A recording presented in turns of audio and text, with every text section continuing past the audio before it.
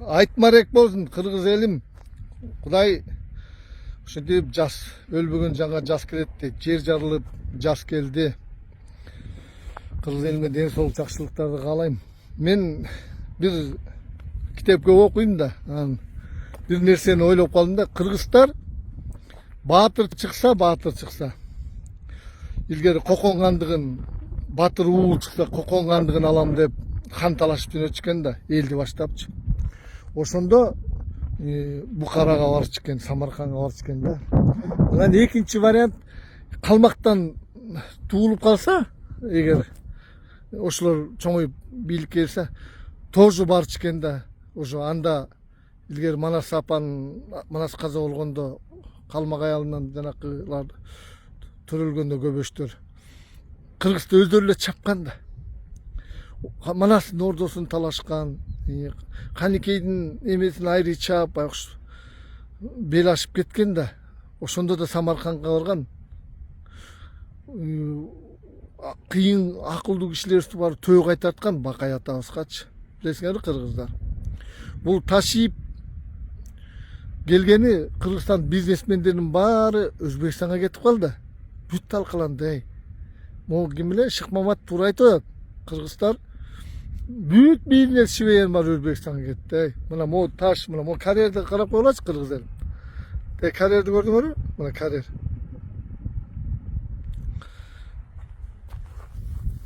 Могу таш деле натуральный да, кыргыз элим. Могу таш натуральный да. Жол салгандар, бакыштар, далай чабылды.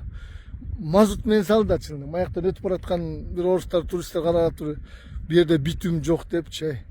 Ташиптин фирмасынан мазут алып жол салбасаң, хамер келет музыка менен ошону жүктөп кетчү да. Бүт жерде мына айыл чарба. Мен Ташиптин мына 5 жыл болду мен кыйкырып аткамчы. Экология барсам деле экология. Мына мал кутулгас ооруга кабылды. Жаныбарлар бүт кутулгус. Акча алтын табылат, алтын. Бирок тоодо жаныбарлардын баары эпизодия болуп калды да. Бедствие болду кыргыз элим.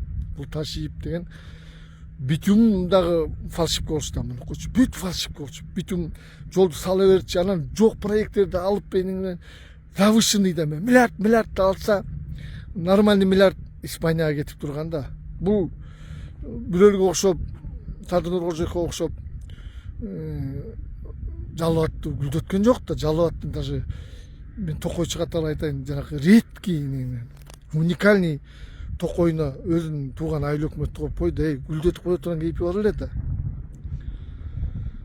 Бул туризм базалар салган жок да. Бул даже министр финансы да мунун кишиси болчу да, министр Турганбаев. Болгон тармак муну болчу да. Түшүнүп атасыңарбы? Бул өнүктүрүп гүлдөткөн жок. Бул даже тетиги ошко событияда бир министр көчө бир оштук балдар айтат, министрлер МВД, УВДС барса башын кесип калып ошко событияда. Бул барса тим эле роднойдо кабыл алышыпчы.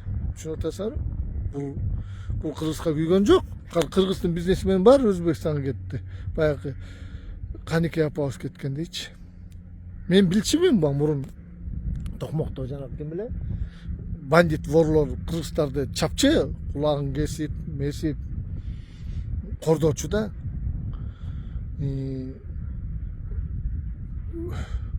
Башка кыргызды көргөн жокмун, мындай кыргыз чаап чачыратканчы. Даже мурун Көлбаевдер турганда эле бизнесмен шаки-макилер каршы эмес. Биздин бизнес, биздин жашоонун структурасы ошо бизнесмендер болчу да, эч качан өкмөттү иштеген. Бирок анын баарын тонободу бул жер алды дейсиңер. Бул мен билем да, мына өзүм шаарда Миргат деген АКСтин начальниги СМБнын тетиги эмеге шаардагы бирөөнүн жерин камерага тартат, анан кийин барып туруп аукцион кылат, аукциондон өзү тартып алчу булар. Бүт Кытайларга $100,000 сатты соткасын. Бишкекте эмне көп жердин баарын ушулар сатып салды. Анан мекенге алды, Родинага алды. Булар Белинкада жанакы ынтымак ордого барасаңар, оң жагында Таймурастын килейген үйлөрү бар. Анан муну баатыр көрөсүңөр, баатыр дегенче мекенди коргойт, элин ойлойт. Мен бул батыр эмес, бул өз элин чапкан да. Бул даже көчмөлөр кагылышында бир негизи биз кыргыздар ушинтип талаада калат экенбиз. Мисалы мен деле байгы ак үйгө кирдим, ак үйгө кирип деле мен деле жанакы налоговыйдан текшерсем мен деле эчтекем жок, как эме младенец тазамын да, эчтеке байлыгым жок. Биз жер албай калдык, лесхоздо жүрүпчү. Аны мен деле барып арманымды айтсам болот. Мен барып туруп ушу Токмоктун базарын айттым. Токмоктун базары кут конгон жер. Бул Дордой, Шороо деп башында айткам, куттуу жерди кутун качырбагыла деп. Аны түшүнгөн жок кишилер. Кар мына Чымкоргонго барды, береке кетип калды. Кут конгон жерден кутту үркүтпөш керек, кутту уютуш керек. Түшүнүп атасыңарбы? Эми элдер түшүндү да, эми элдер эметип атат. Мен барып деле ошо өкмөткө барып деле кирдим бир жолу. Айттым, базарды кылгыла, базарды ордун алып келгиле. Экология жөнүндө айттым, экологиянын моундай специалисттер керек деп. Мен деле барып ыйласам болмок да, мен деле өз проблема мен айткан жокмун.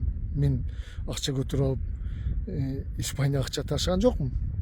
Силер бул кечөө милицияга киргенден таң калам да. Бул ким? Бул никто да, бул подозреваемый. Эртең бурсун подозреваемый болот. Өзүнүн кланын расширять эткен.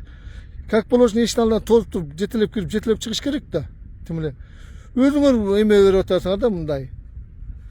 Түшүнбөй калдым да, болбош керек да. Бул ким? Никто да Текебай айтканда. Бул түнчүндө Текебаев барып акыл сурап келди Европадан барып. Тетиги ким эле негде жанакы канадисте бала.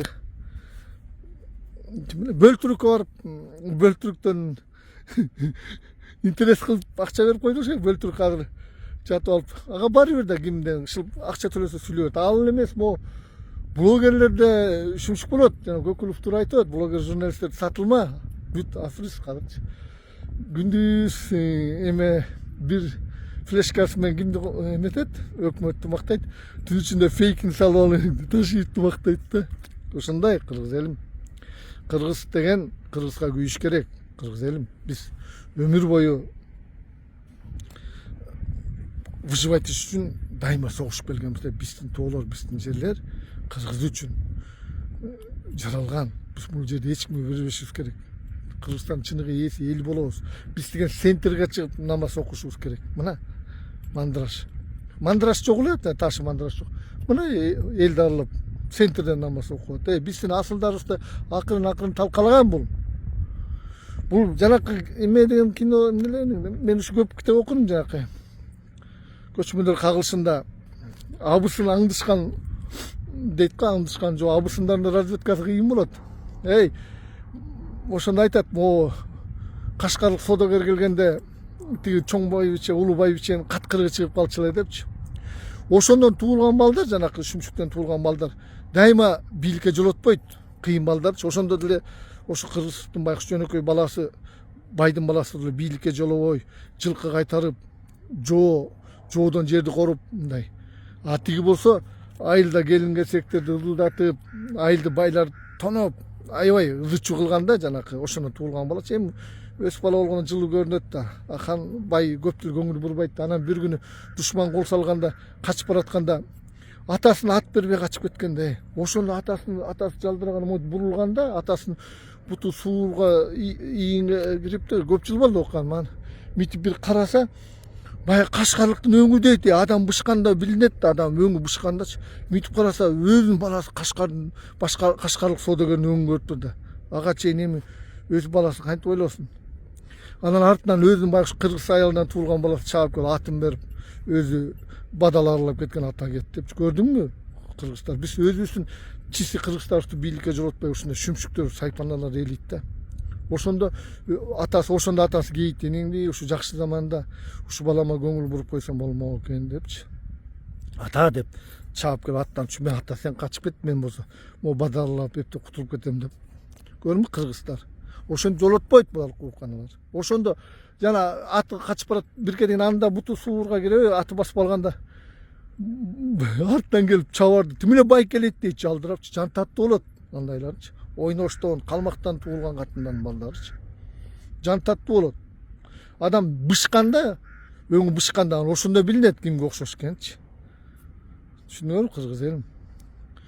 Ошон үчүн өзүбүздүн тегибизди, өзүбүздүн эмебизди билишибиз керек кыргыз элим. Kırgız elim. Kırgız деген tak emeği var emeç керек. Kalagan жерinde. Площадьтың так ортасына тұрып, Кыргызстаннан башка оқығанда кім оқиды?